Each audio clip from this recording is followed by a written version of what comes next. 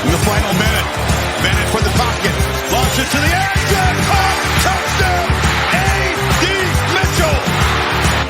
Chase McGrath for the win for the Volunteers. From 40, on the way, knuckleball. He got it!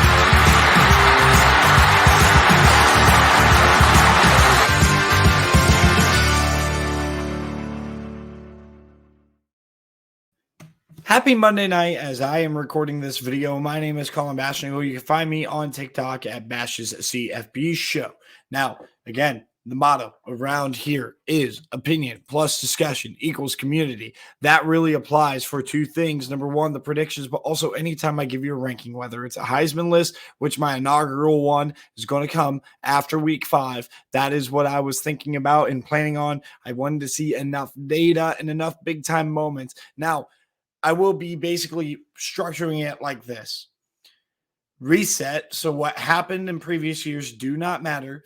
The biggest moments in the biggest games, that is what is going to be considered for my Heisman top 5 every single week until we get to that weekend, that Heisman ceremony weekend, or eventually really conference championship weekend, or Monday when I'm going to announce it with my final top 25 that I'll have in the regular season. So that being said, opinion plus discussion equals community. That is something to keep in mind. So I want you guys to comment down below and have a discussion with me and give me your opinions, because I'm able to give you mine on this platform. And I want everybody to be able to share their opinions. You can find me on Twitch if you want to discuss things live, Bash_CFB. I don't necessarily have a schedule. I just shoot a live the second that I decide to record a video, or the second that I'm prepared to record a video.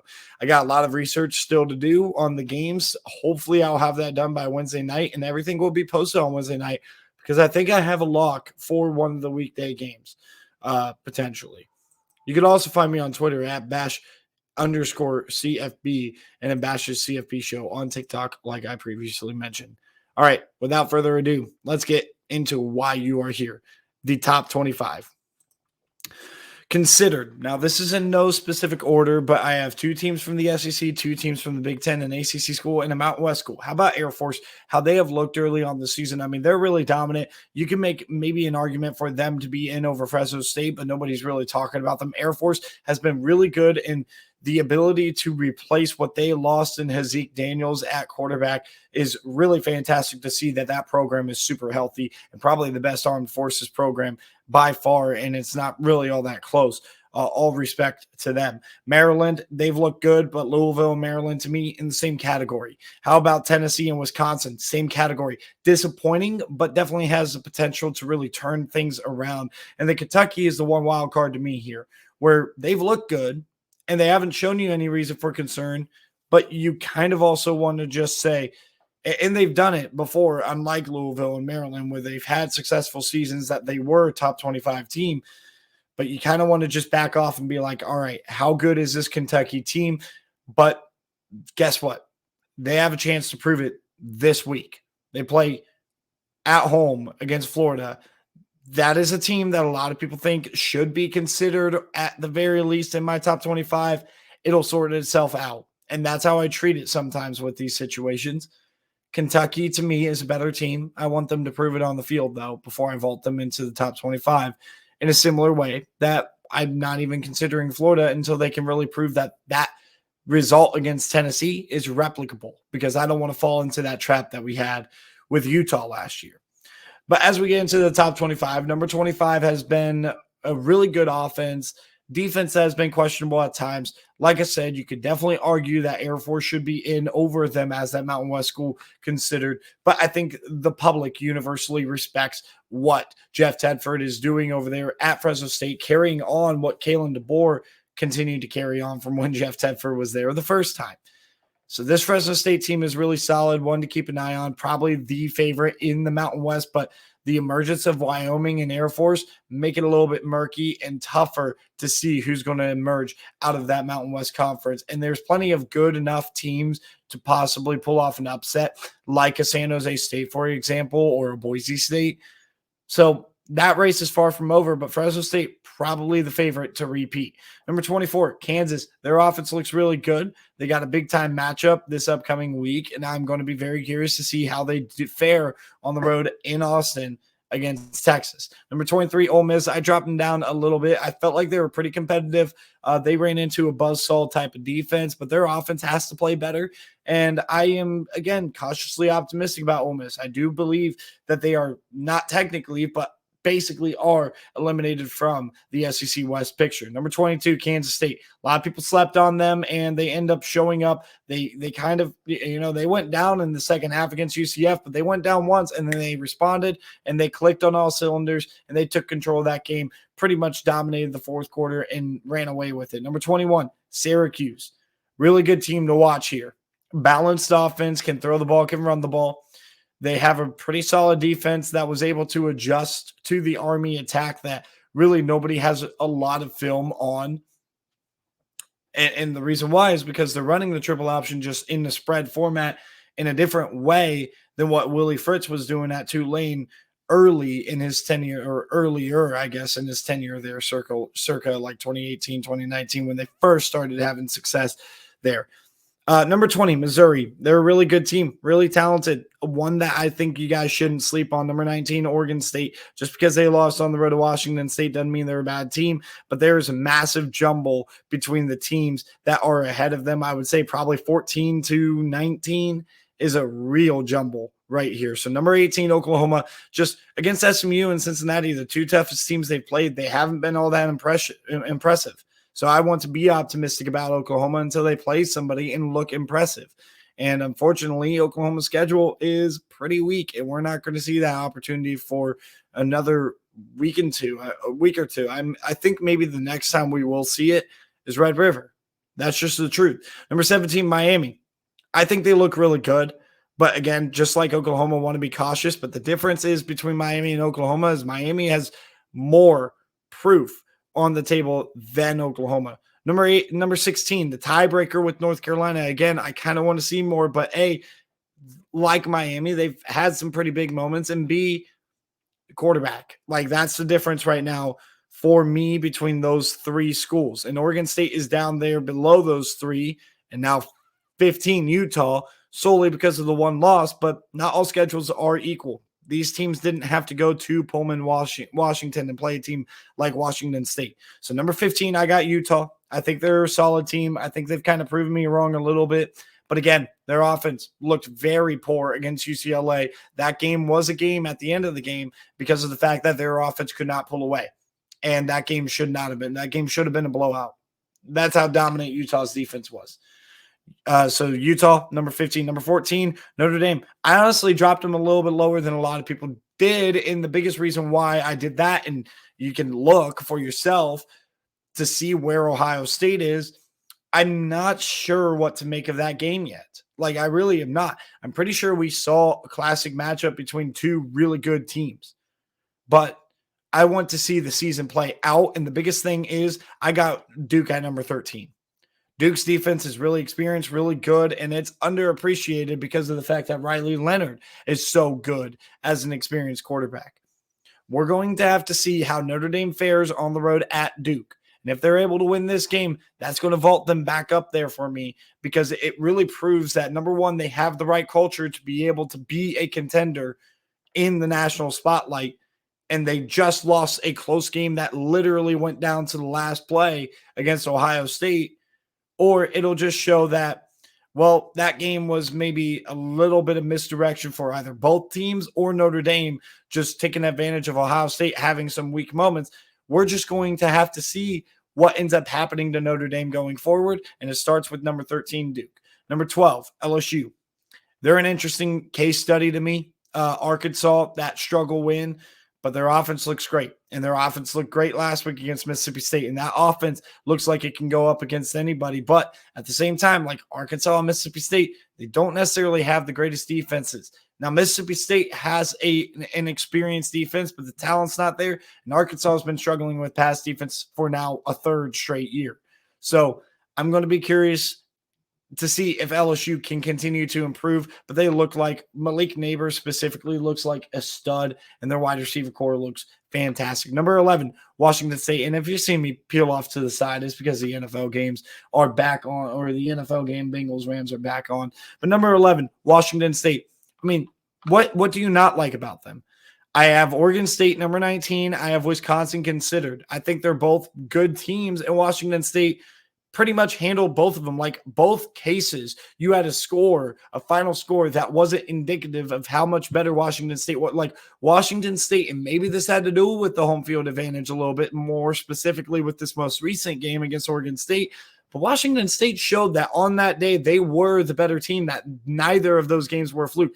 Neither of those games looked fluky to me. Washington State looks like a legit team. Jake Dickert doing a great job there. That defense is experienced and star-studded, and nobody talks about them. And Cam Ward slinging that ball around looks better than I thought they would be. And that's the difference between the Washington State team I thought I was going to get in the preseason and the Washington State team we have now.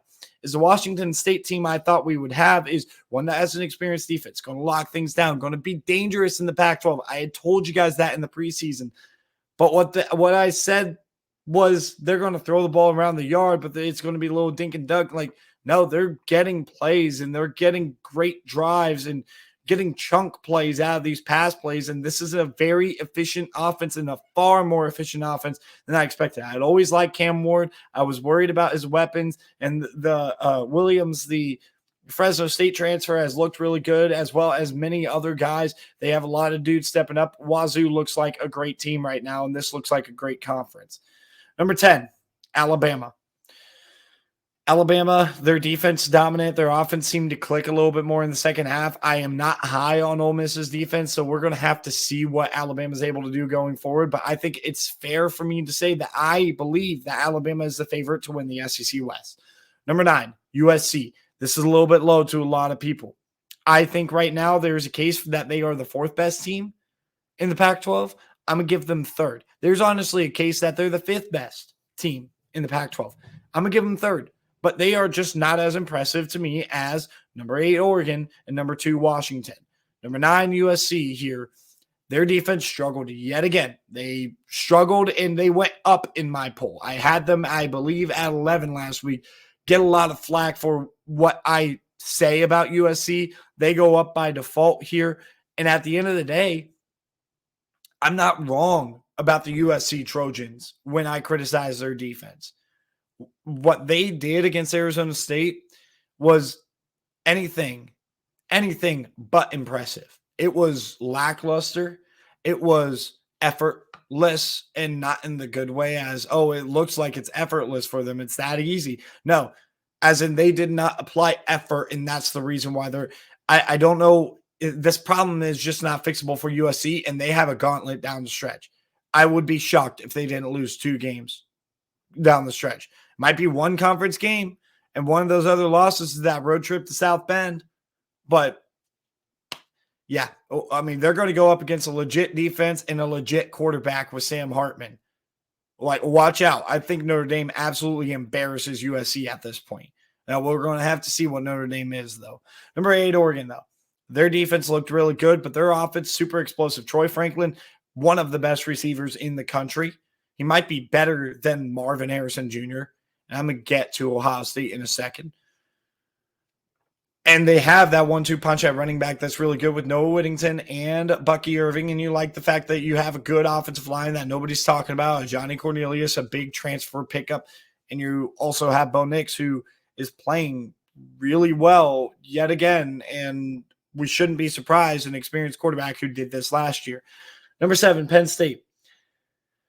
Their offense has not impressed me one bit this season. One bit. Nick Singleton and Katron Allen look off, and Drew Aller he's got a talented arm, and he's really good, and he's had moments. He lacks athleticism, and he's not consistent. But when they get those points in spurts, and when they get a little bit of consistency out of Drew Aller, I could see what the hype's about. But the hype's not there consistently for me, and that's why they stay at 7. Number 6, Florida State. They drop one more. I had them 5 last week. and this has a lot to do with the fact that Ohio State's win against Notre Dame, to me, was more impressive than Florida State's win against Clemson, solely because of the fact that Clemson gave that game away. And I am still not sure what LSU is. The difference between Ohio State and Florida State to me is this. Like, I think Ohio State's a more complete team across the board. I have a lot of questions about Florida State's secondary. I have a lot of questions about Florida State's consistency. I have a lot of questions about whether or not they have the diversity at wide receiver to be able to absolutely expose defenses. I have a lot of questions about their run game as well that has looked lackluster. For all the questions you might have about Ohio State, they've shown more sparks and more flashes in those questions in the areas that are being questioned than Florida State has, and that is a big deal to me. The margin is very slim between those two, but I think Ohio State right now looks like the better team. So number 5, Ohio State. I'm going to say this one time, though. Like, I don't think Marvin Harrison Jr. is the best receiver in America. He's got the best ball skills I think I've ever seen, certainly out of anybody in my lifetime at Ohio State. But he doesn't get open. This is the second time that he's played a physical corner all game long. Indiana's corners, plural, were physical, and Notre Dame's corners, but specifically Benjamin Morrison, were physical. And guess what? Marv was not getting separation. Marv was not getting open against man-to-man coverage. He's got to prove me wrong. He's got to prove us wrong. He's got to show that he can go up toe-to-toe, man-to-man against a physical DB. And it's like, no wonder we are hearing that Davison Igbinosun was able to hold his own in camp. It's because you shy away from contact. You can't do it. And it's not that he's weak. He's just, the opposite of what Ryan Day tried to prove and the opposite of what Ohio State really has been for the last 2 years. But he's pretty soft. Like, I've seen him on film run around contact instead of being the aggressor. And that wide receiver, sometimes you got to be the aggressor and you got to find a way to get open. I don't care if they're grabbing you, holding you. I don't care if they're just holding your jock strap and just absolutely locking you down, clamping you up, putting the seatbelt on. Find a way to get open or you're not the best receiver in America. And against the 2 best defenses they have played, Marvin Harrison Jr. doesn't get open. That's not me saying anything other than the fact that I believe for that reason he is not the best receiver in America. We have number 4, Texas. That win against Wyoming looks decent still, right? They had the win against App State on the road, but and a lot of people, I bring that up because a lot of people will use that as a weapon against Texas when in all reality, I think that's fine. Like it's not a weapon for, it's not a weapon against. I'm not going to jolt it up as a great win, but I mean, Wyoming is right in that conversation with Fresno State and Air Force as the favorites in the Mountain West. Wyoming's not a bad team, and Texas doing what they did to Baylor after Utah, who a lot of people are hyping up as a top 10 team. People are willfully ignoring what went on with Utah at Baylor, the fact that Utah should have lost that game, but yet people are not going to accept the fact that Texas just dominated that same Baylor team just a couple weeks later. And I think we need to stop ignoring that. Texas is a really good team. They're behind number 3, Michigan, to me, because I'm going to give Michigan a little bit more of the benefit of the doubt. But the reason why Washington's number 2 is if you just scoreboard watch and you say they allowed 32 points to Cal, that was all garbage time, like quite literally all garbage time. I think they were up something crazy like 45-14 or something like that in this game. Like they got up big and Cal was not really in this game. This was over from the start, and Washington looks to me like the second best team. They are the most impressive team. The title of this video is talking about the most impressive team is. That is the Washington Huskies. Georgia just gets the benefit of the doubt at number 1 because of the fact that they are repeat national champions, 2-time national champions, and they're back. And until they lose a game, I'm keeping them at number 1. But until Washington shows me that they don't look like the most impressive team outside of Georgia who gets that asterisk or whatever you want to call that benefit of the doubt, Washington is going to be there for me. That's just how it's going to be until they prove that they are not a good team or as great of a team as I'm propping them up to be. This seems like a type of year that a team like Washington can go and win a national championship. So, with that being said, my top 25 goes like this. Number 1, Georgia. Number 2, Washington. Number 3, Michigan. Number 4, Texas. Number 5, Ohio State. Number 6, Florida State. Number 7, Penn State. Number 8, Oregon. Number 9, USC. Number 10, Alabama. Number 11, Washington State. Number 12, LSU. Number 13, Duke. Number 14, Notre Dame. Number 15, Utah. Number 16, North Carolina. Then, number 17, Miami. Number 18, Oklahoma. Number 19, Oregon State. Number 20, Missouri. Number 21, Syracuse. Number 22, Kansas State. With this top 25 capping off with number 23, Ole Miss. Number 24, Kansas. And number 25, Fresno State. I did consider Louisville, Maryland, Air Force, Kentucky, Tennessee, and Wisconsin. That is my top 25. That is how we're going to wrap up this one right here. So thank you guys for tuning in. I really appreciate it. Make sure you guys like and subscribe. Remember, opinion plus discussion equals community. I have maybe a controversial ranking for a good handful of teams. So let me know in the comments what you found controversial about it. I would really appreciate that. Thank you guys for tuning in. Have a great beginning of your week, and we will see you guys on Wednesday for the Week 5